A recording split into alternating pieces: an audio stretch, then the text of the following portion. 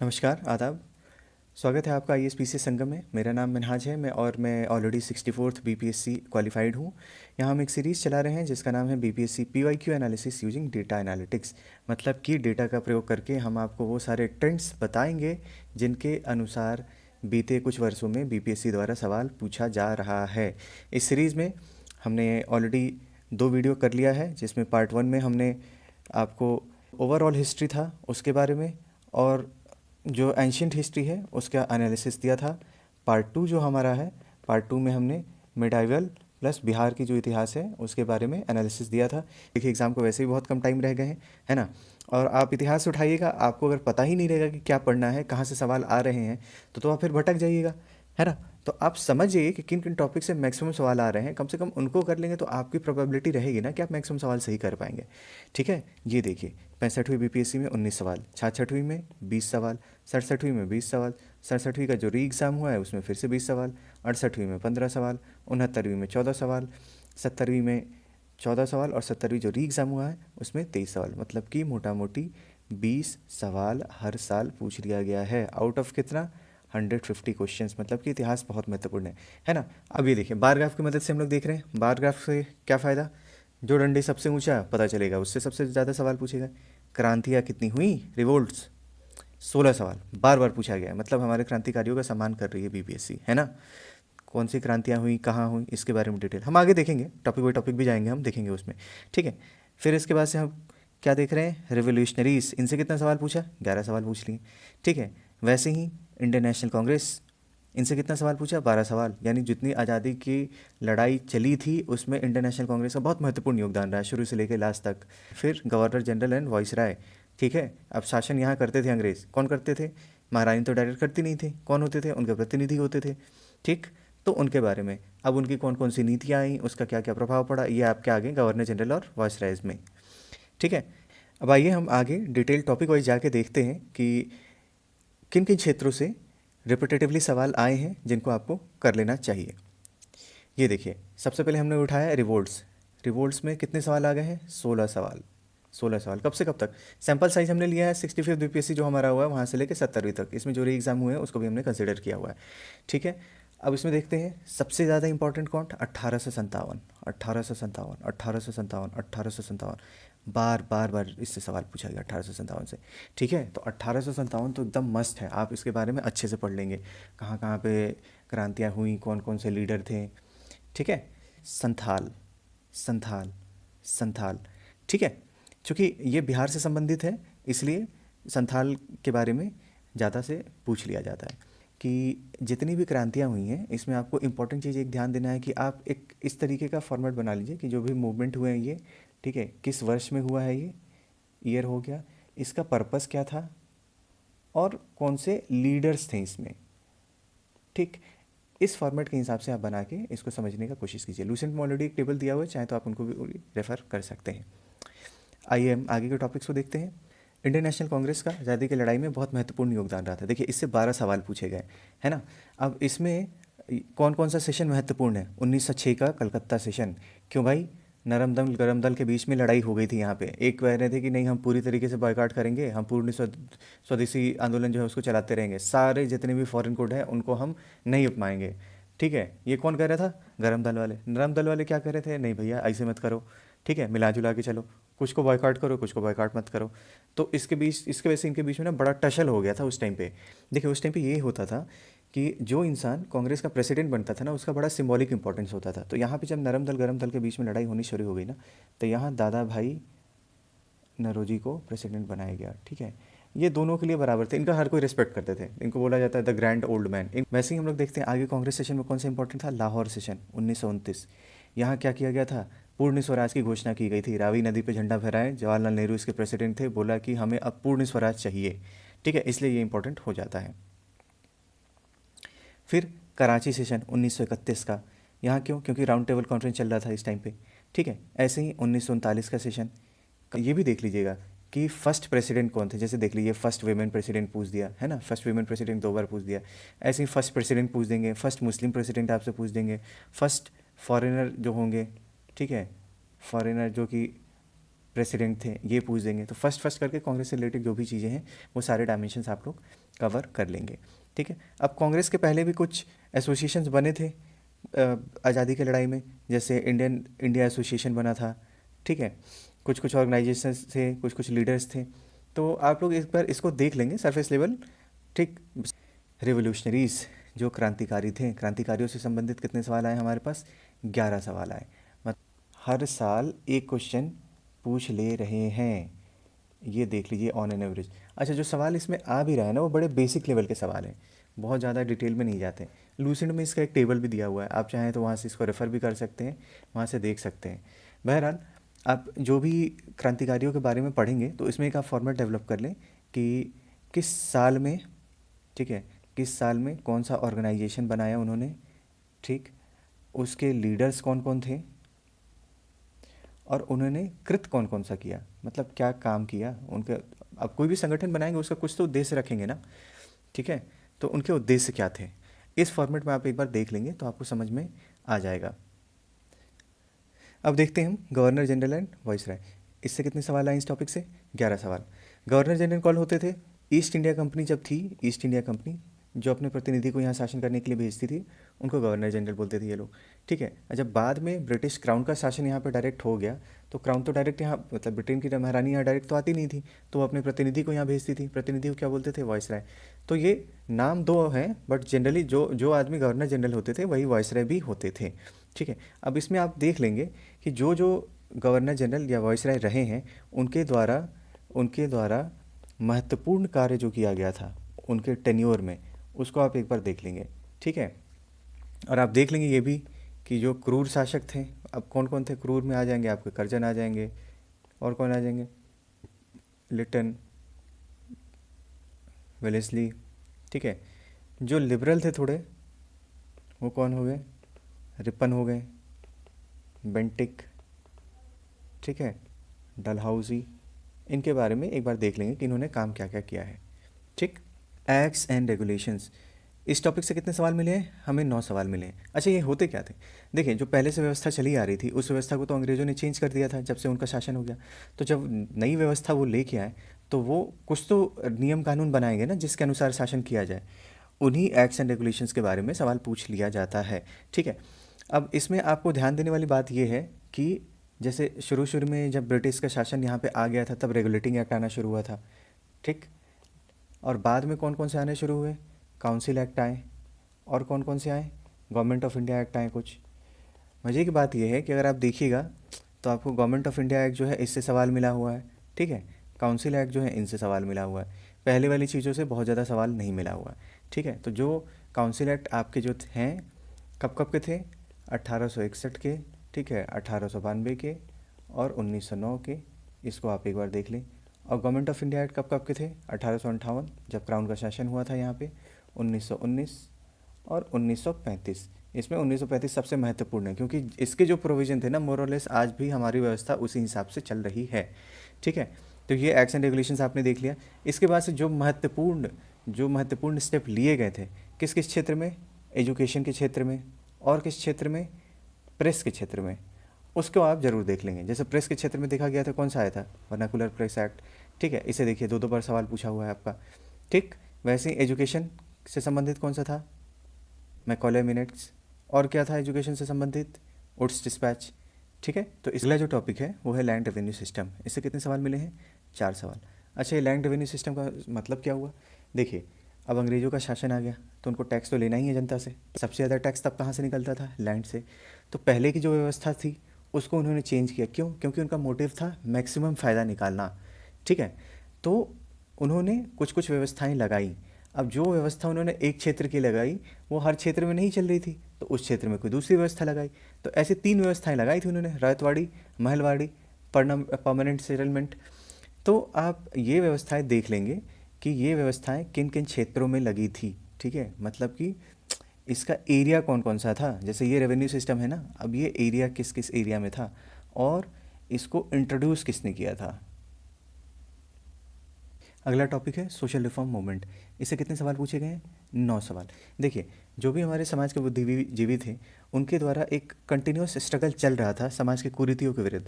तो कुछ कुछ वो अपना उन्होंने सोसाइटी बनाया, ठीक है, और वो प्रोग्रेसिव बातें करते थे और वो समाज में चेंज की बातें करते थे, ठीक है। इनसे भी सवाल पूछा गया है। अच्छा, इसमें सबसे इंपॉर्टेंट चीज़ आप देखेंगे सोशल रिफॉर्म मूवमेंट में कि बार बार सवाल कहाँ से पूछा गया, ये देखिए, servant of Indian society, servant of Indian society, 3 बार सवाल हो गए। ठीक वैसे ही स्वामी विवेकानंद, ये भी महत्वपूर्ण हो जाते हैं। तो जो भी इसमें टॉपिक दिए हुए हैं, एक बार आप इसको देख लेंगे। और अंबेडकर, अंबेडकर भी बहुत इंपॉर्टेंट हो जाते हैं कि अंबेडकर ने कौन कौन से स्टेप लिए, इन्होंने कौन सी सभा बनाई, आप उसको भी एक बार देख लेंगे।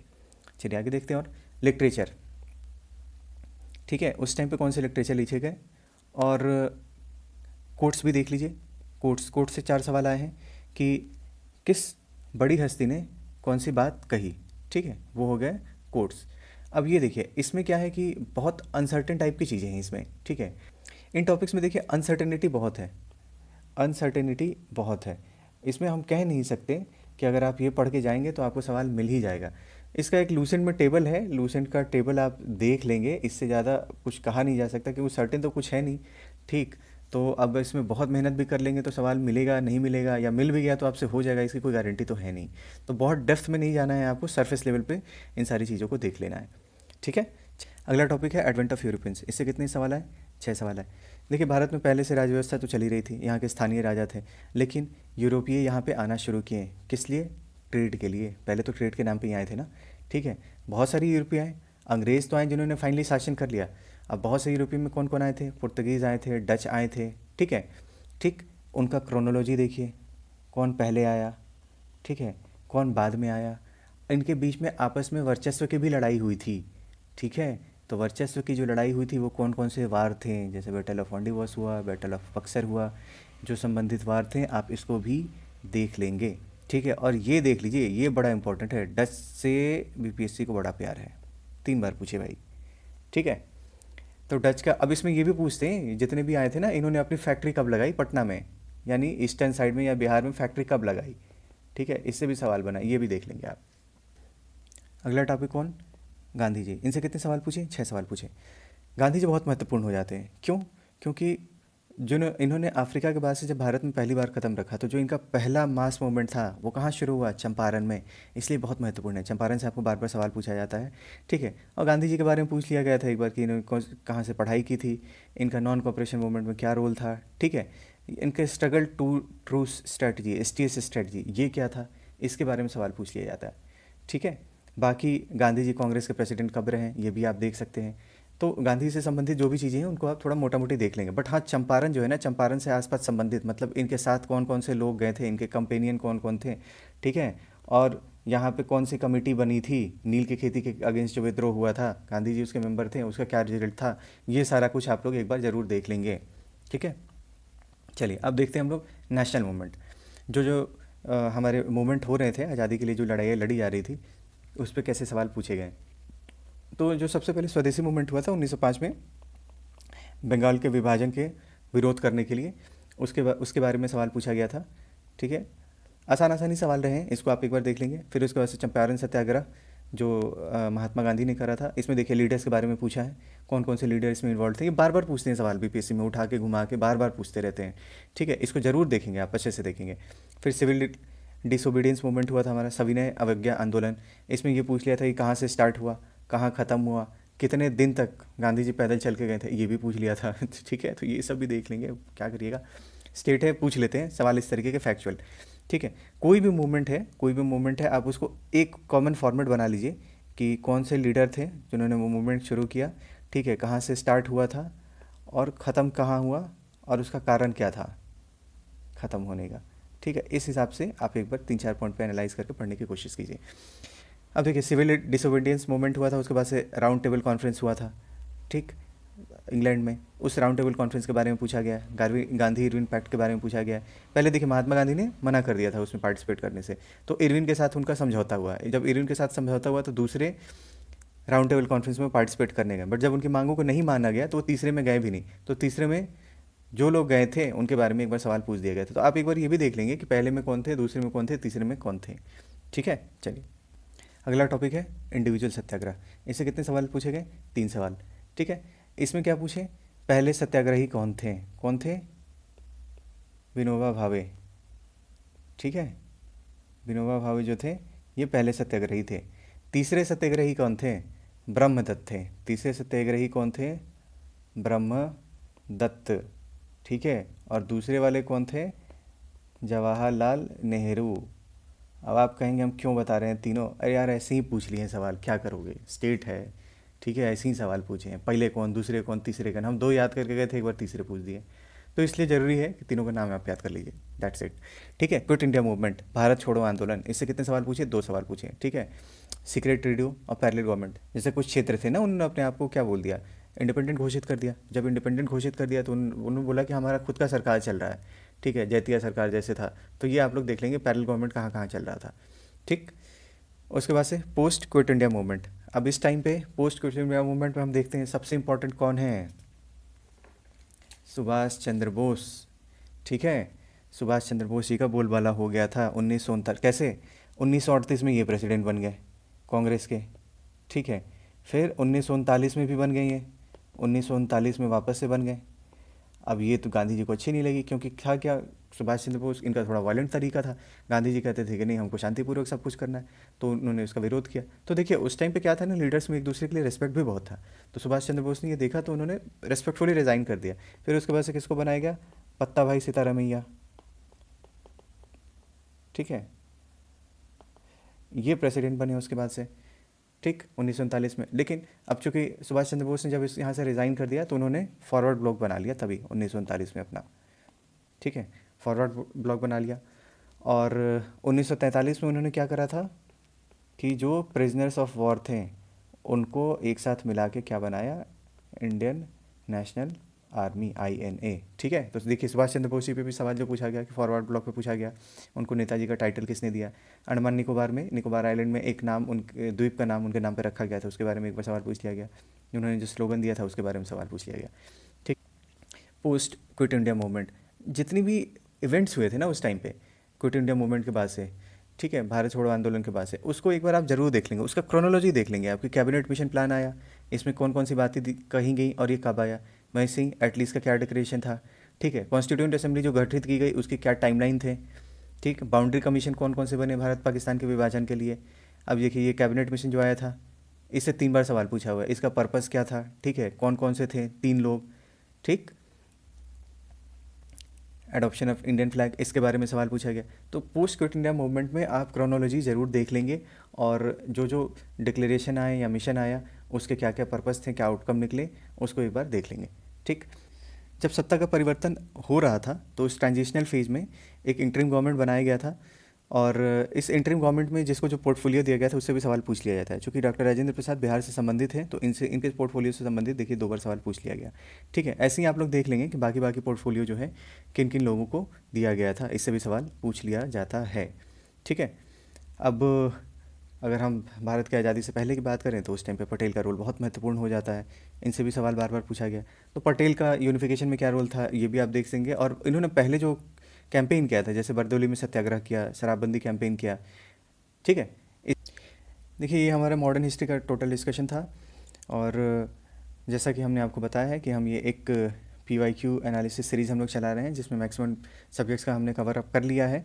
ठीक है, इसके बाद से हम लोग एग्ज़ाम के पहले पहले एक PYQ डिस्कशन भी करेंगे, ताकि आपको इससे पता चल सके कि एग्ज़ाम में सवाल आपको अप्रोच कैसे करना है। देखिए बहुत सारे सवाल इंसान को पता होते हैं, कुछ नहीं भी पता होते हैं, लेकिन जो भी आपके पास ज्ञान है ना, या कुछ कॉमन सेंस का भी इस्तेमाल करके आप पेपर में सवाल सही कर सकते हैं। ठीक है, तो हम वो सारे टेक्निक्स को भी आपके समक्ष डिस्कस करेंगे ताकि आप अपना स्कोर मैक्सिमाइज़ कर पाएँ।